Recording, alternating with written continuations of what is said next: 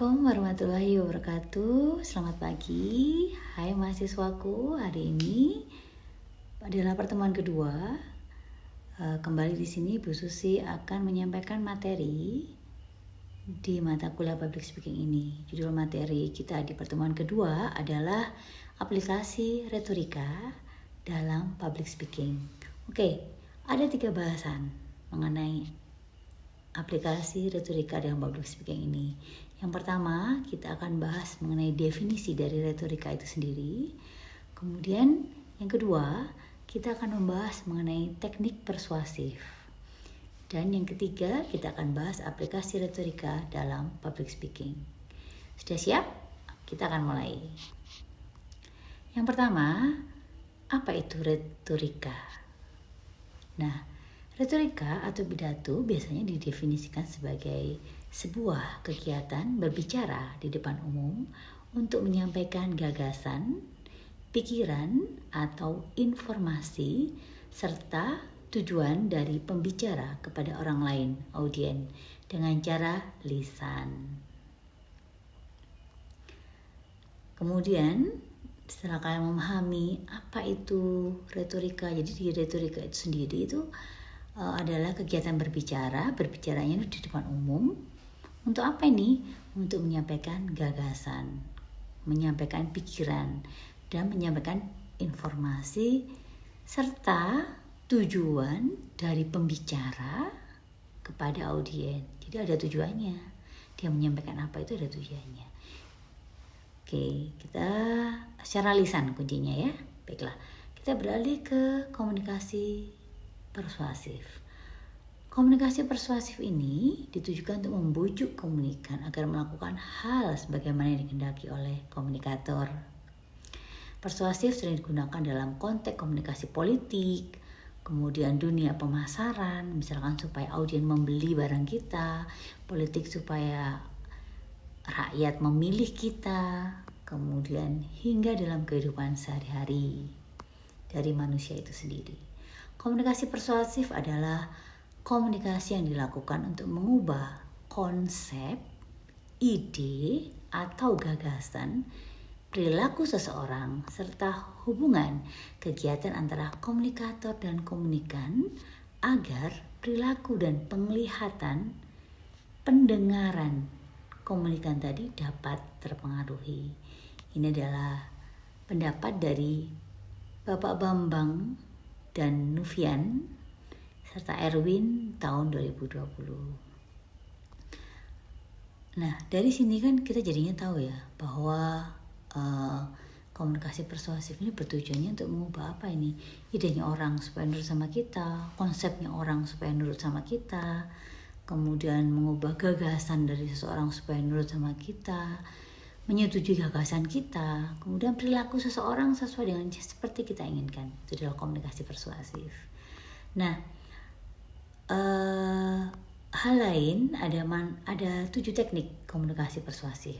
Teknik yang pertama yang biasanya kita ketahui atau kita kenali, yang pertama adalah disonansi. Disonansi itu sendiri adalah kognitif perasaan tidak nyaman apabila memiliki pendapat yang tidak selaras dengan keyakinan oleh orang lain. Jadi ini adalah 7 teknik komunikasi persuasif. Jadi salah satu teknik yang pertama adalah disonansi tadi. Jadi perasaannya nggak nyaman, kalau nggak gimana, kalau nggak sependapat. Jadi akhirnya dia sependapat. Kemudian yang kedua adalah asosiasi. Asosiasi di sini adalah teknik penyajian dengan mengikuti peristiwa yang sedang menjadi banyak pembicaraan atau trending topik di khalayak luas. Misalnya yang lagi trending sekarang isu-isu mengenai perselingkuhan artis. Nah, di sini ini berarti topik yang kita bicarakan, kita berikan contoh. Misalkan bagaimana tips-tips menjaga keharmonisan rumah tangga. Nah, kita contohkan latar belakang yang di awalnya itu dengan tren yang terjadi sekarang ini yang ramai dibicarakan. Misalkan artis berselingkuh, nah misalkan seperti itu. Nah, itu dari tren tadi kemudian diberikanlah tips-tips supaya keharmonisan rumah tangga lagi lebih terjaga. Ini menggunakan teknik asosiasi. Nah, teknik yang ketiga adalah teknik integrasi atau empati. Teknik ini menyatukan atau memberikan penggambaran diri sesuai dengan kondisi komunikan senasib, misalnya seperti itu. Jadi misalnya sebelum berbicara, Bu Susi akan bercerita mungkin ya kepada audien bahwa secara garis besar latar belakang kehidupannya Bu Susi akan sama dengan audien tadi. Itu akan lebih mengena. Setelah dicari kesamaannya dengan audien dan kita sama dengan audien, maka kita akan gampang mempengaruhi audien. Itu salah satunya. Kemudian yang keempat adalah memberikan imbalan. Nah, jadi banyak sekali yang kita lihat di kehidupan kita sehari-hari. Dengan imbalan orang akan terpengaruh. Nah, misalkan seperti itu ya. Ada imbalannya apa? Oh, imbalannya misalkan ada door prize yang dibagikan ke peserta yang hadir, peserta yang aktif, sehingga peserta jadi aktif. Nah, itu tadi. Jadi memberikan imbalannya adalah kegiatan untuk mempengaruhi komunikan dengan cara mengiming-imingi hal yang diuntungkan, menggembirakan, terus menyenangkan perasaan maupun menjanjikan harapan. Jadi ada imbalannya. Imbalannya apa ini? Oh, harapannya apa ini? Kalau mengikuti latihan ini, maka Anda bisa diterima, misalkan seperti itu. Lebih bisa diterima, lebih mudah dalam belajar. Nah, seperti itulah diberikan harapan-harapan dan janji. Kemudian yang kelima adalah teknik pembangkitan rasa takut. Nah, yaitu teknik persuasif dengan cara menakut-nakuti. Kebalikannya berarti ya.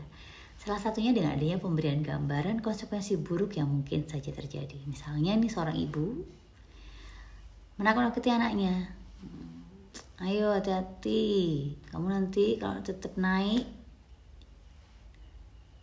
nanti bisa jatuh. Nah pas jatuh itu tadi darahnya bisa keluar, kemudian sobek itu badanmu ada yang sobek, terus kamu harus istilahnya harus dijahit, misalnya seperti itu. Jadi menakut-nakuti. Otomatis anak ini akan berpikir ulang, gak jadi naik ke atas meja, misalnya seperti itu ya. Kemudian teknik yang keenam adalah tataan. Tataan ini adalah teknik yang disebut sebagai I Ching, merupakan seni menata pesan dengan imbauan emosional sedemikian rupa sehingga komunikan menjadi tertarik perhatiannya. Jadi misalkan kita sebelum berbicara kita harus bisa menata pesan, ada imbauan emosional. Jadi misal kita tayangkan videonya di situ. Ini salah satu contohnya ya. Videonya di situ adalah orang yang memiliki keterbatasan secara fisik. Jadi dia cacat misalnya seperti itu. Tapi orang ini tadi itu bisa melakukan semua hal yang bisa dilakukan oleh orang normal. Nah, ini kita akan menggugah perasaan dari audien tadi supaya apa ini? Loh, yang memiliki keterbatasan fisik aja bisa melakukan semua hal. Kenapa kita yang sempurna dari sisi badan kita, tubuh kita nggak bisa melakukannya, jadi kita akan lebih semangat. Nah, kemudian untuk yang ketujuh adalah red herring.